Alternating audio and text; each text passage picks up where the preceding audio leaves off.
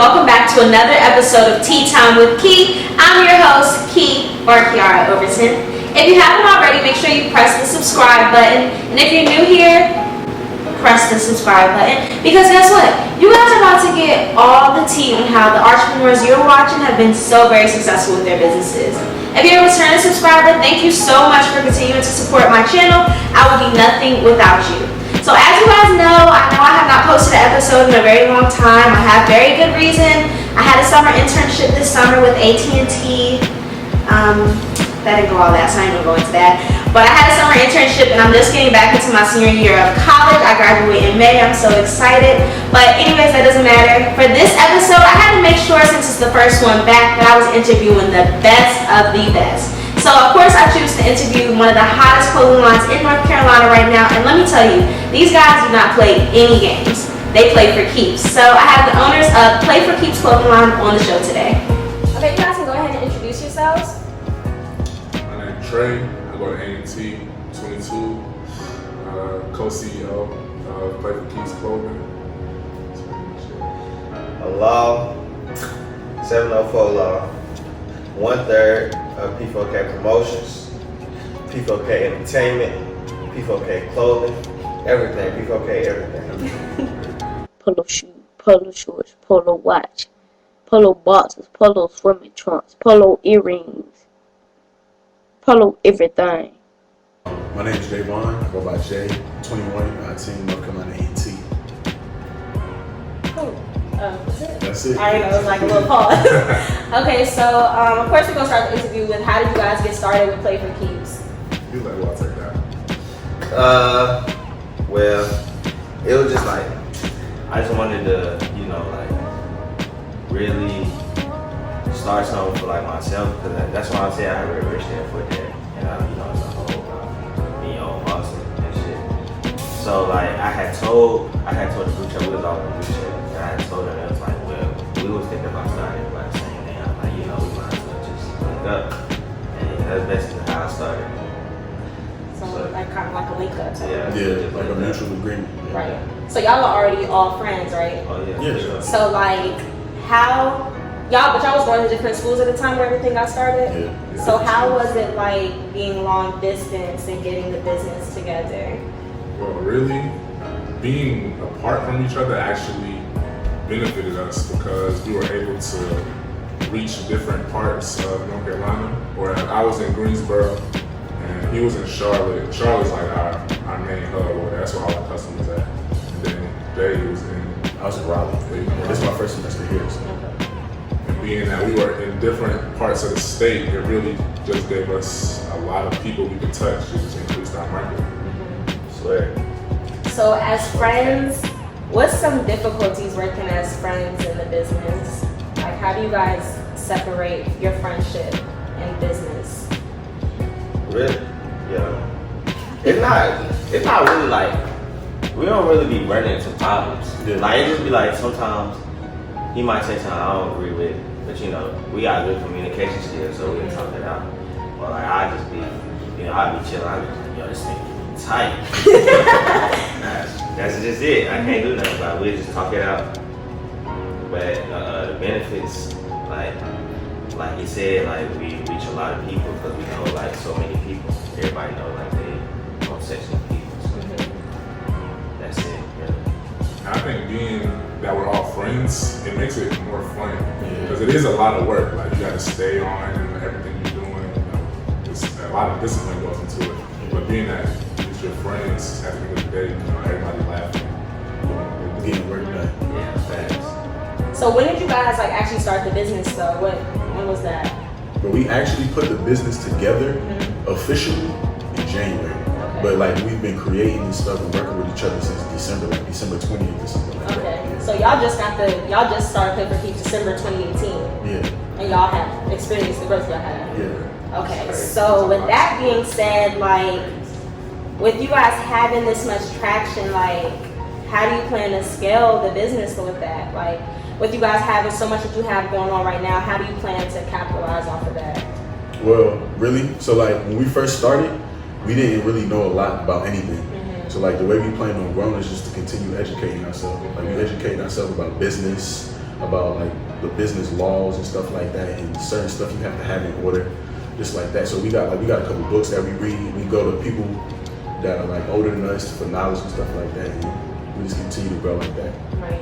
So what was the hardest part of starting the business? Because I mean, I don't know anything about clothing lines, and I know like a lot of clothing lines, they just slap a little logo on the shirt and keep it pushing. But I can say even just the shirt I got on, I was telling Trey, like the quality is like great. Like it doesn't seem like it's just something like that was just slapped on there. So what's the hardest part about starting a clothing line? Well, Sorry. that. Like literally, like just getting up and doing it.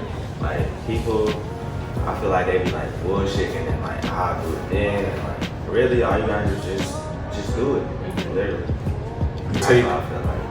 I feel like the hardest part for us though was really find somebody that's reliable with getting the stuff that we want and getting the way that we see it in our head onto like a shirt or like a piece of cloth or something like that. Because in December, like we took a lot of our money and invested it into things that always didn't come back the right way. Right. But at the end of the day, we ended up finding somebody that's reliable, and we still grown with him as he's grown. So, Right. So what was the like worst investment y'all made into the business? No sweatsuits. Sweatsuits.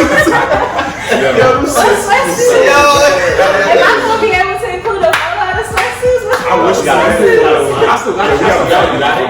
Yeah, So pretty much started like right after this little scene. Yeah. So we started. At first, we came out with the shirts, and then like right before it got into the spring, we wanted some sweatsuits, like just to do them. So we had an idea in our head. We found somebody who could make them, and then in Pakistan.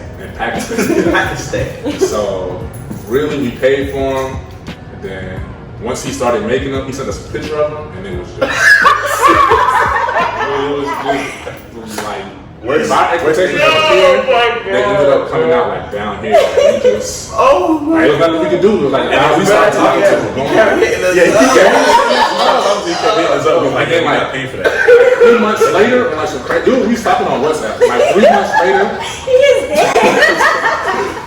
he found my Instagram, bro. He was like, you don't want your products? So y'all didn't pay for them first before he did it? Nah, we did. The way it is, we not bad. We don't say that. Oh, yeah. We paid for the sample. We paid a deposit on it. We paid a deposit, we paid half of it, and then we had to pay the other half later, like you confirmed. But it wasn't. They was that bad? We gotta include a picture. If we would have dropped those, but the people probably wouldn't have been able to. So he was like, well, can we sell it? I was like, No, y'all can't sell that shit. That was probably the worst part. Yo, That was bad. But like he really came off of WhatsApp and found our Instagram page. and we put a lot of money into that too, though. So that was like one of the worst That was the worst thing. investments. And that was early too, so that was kind of discouraging, but we just kept it moving. So what has it been like adapting? Because I know, so for me, when I first started my business, I'm like, oh, this month it's gonna be like this, and it's gonna be this, that, and the third. Like, you know, you got your business plan set out, and as business owners, we all know like that shit is changing. Yeah. So like, how did you guys adapt to your business changing over the months? Well, really, it just came with becoming comfortable with ourselves. Like, we would spit out a lot of ideas, and then we know, like, on paper, it might not work out like that. Like, we would have a plan for like a holiday drop, and then by the time we go ahead and start trying to order it, it would be too close to the holiday, and that'd kind of throw us off. That's just one aspect of how it happened. I feel like we still trying to adapt to it, bro. Yeah. We still adapting. But like, I know now, Too rapid. from December to like now, I look at stuff differently. So like now, if we order something or we try to do something and we don't really like the way it look, I look at it as like a lesson more than like a loss. Right. And then we learn, like, you know, we're not supposed to do this, we gotta do it this way now. Definitely. So like me and you had a conversation, Trey, the other day, and you were telling me about how like a lot of your customers are females. So you know now that some of the stuff y'all are gonna make, y'all want to make sure it caters to them. So as a business owner, like I feel like how do you guys really like capitalize off of paying attention to what people are liking and how to keep like, you guys forget where I'm trying to go with it, like how to build off of that, them really liking that. How do you guys keep that up with everything? Well, we always take in new ideas from people. And then we always got somebody in our ear telling us like, well, a lot of people wearing this, or this is the style, so y'all should do something like this and just switch it up a little bit. So we do a lot of that right there. And then I know I go to my mom a lot for like advice to like, you know, like what would girls like, or like what would look right and stuff like that on certain types of people. So that's how I do it. Okay. And what is the most important thing to y'all as clothing line owners? Because I feel like, again, it's about, I mean, I don't have a clothing line, but I feel like just from seeing other clothing lines, like it's about being unique. It's about still doing what people like. It's about, you know, not just slapping logos on a shirt. Like, what's the equality? What's the most important thing that you guys have realized having this clothing line? Really, it's like a balance, because you want to have stuff that's different, but you also want to have something that everybody can wear, because everybody got their own style, really. Right. So like, for you to come out with something and everybody can wear it, it has to have like a little bit of everything. Yeah. You got to cater to all types of ages, all groups of people, all sizes of people, all that. Did you guys imagine P4K being where it is like right now? Like, at this time, did you know it would blow up as fast as it did? Yeah, I mean, we definitely expect us. I expected us to be where we at, but just not too soon. It happened real quick. Like now, we was thinking, I was like, dang, it's already winter again. We just started this last year. Right. That's that. So, and then I know another conversation me and you, Trey, had. Well, you always talk about on your Instagram. You talk about how y'all started with very little money. So, what do you guys like mind throwing that number out there? Like, I know I feel like I've seen you say it before if you did, but it was like 220 to 250 somewhere. It was under 300. Well, if you include what we paid for the logo and like our first couple shirts, it was about $300. So y'all took $300 to 2,000 orders, and y'all don't gotta say that amount that I made off 2,000 orders, but y'all took it to 2,000 orders. So that shit can be done in a year. Look, y'all, We put an like. order in every week.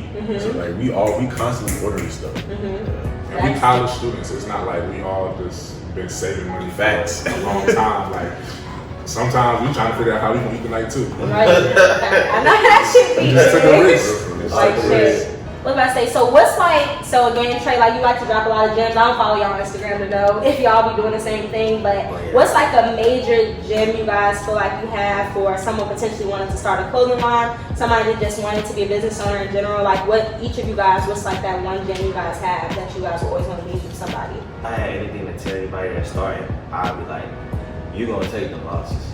Like you can't dodge the losses. Like Devon said, you just gotta use them as lessons. Really, that's it. That's the one thing I tell them. Me, I would say you educate yourself. Like make sure you talking to people and you asking questions, because one thing I noticed one thing I noticed about business is people not gonna tell you anything or tell you something unless you ask. Right. So you gotta ask a lot of questions so they'll be able to tell you. Because if you don't, then you're not gonna know. Even if you ask, they gonna hold it. Yeah, sometimes they'll hold it. Yeah, they'll hold it out. Because people don't want you, you know what I mean? They don't want to give you the information. But that's why you just gotta do it yourself. yeah, you gotta do it yourself.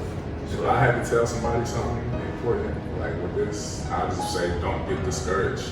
Because a lot of people, they'll start and then they won't come out the way they want to, and then they'll stop right there. That's what they fuck. That was my fault. You look, it's real, it's raw, it's uncut. Go ahead. Yeah, that's what they fuck up at. Like they'll just stop. Like you gotta be consistent. Like You can't compare yourself to nobody I was just else. about to say that. Don't worry about what nobody else doing. Swear. It's like it's probably people who look up to us and be like, yo, how they do this, or we trying to do like that, yada yada. But on the same end, we looking up at other people like, dang, we gotta step it up, we gotta do more and more so we can just Another thing I feel like, just even myself, like with people like looking at other people, I feel like people don't know what's going on behind the scenes. So everybody to see, oh, they blowing up, but they don't know how much work y'all putting in behind the scenes to make sure everything is a success. So with that being said, I want to have a part 2 interview with y'all so we can see the behind the scenes of how you guys get prepared when the shipment come in. It's like everything you guys do just to get prepared as clothing line owners and just to make sure it's a success every time you're releasing new items and things like that. I appreciate everything you guys had to say on the interview today and showing so much personality. Again, if you guys are new to the channel, make sure you guys subscribe to the channel. Make sure you guys follow Play for Keeps. Like I said, this shit is official. Like, look at this. Like, shit. We got the twirl on the back. It's tough. They got all of that. So make sure you guys follow Play for Keeps. I'm gonna make sure I link all of their social media handles for you guys to follow them. And again, just like they said, just be consistent, follow your dreams, don't give up on them, and just keep going. So thank you guys for watching another episode of Tea Time with Key. I'll see you guys on the next one.